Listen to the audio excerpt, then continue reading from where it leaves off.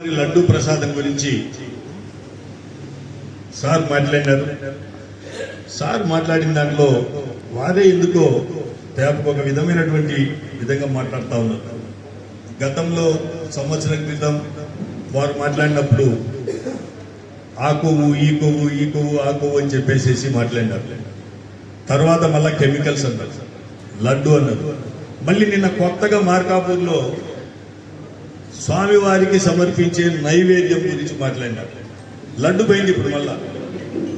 కాబట్టి దయచేసి పెద్దలైనటువంటి గౌరవ ఆంధ్రప్రదేశ్ రాష్ట్ర ముఖ్యమంత్రి వర్యులు శ్రీ చంద్రబాబు నాయుడు గారికి నమస్కరించి విజ్ఞప్తి చేస్తా ఉన్నా. దయచేసి ఈ స్వామివారి భక్తులని కన్ఫ్యూజ్ చేయొద్దు. ఎవరు మీ దృష్టిలో లేదా చట్టం దృష్టిలో ఎవరు తప్పు చేసినారో అటువంటి వాళ్ళని ఎవరిని కూడా ఉపేక్షించాల్సిన అవసరం లేదు.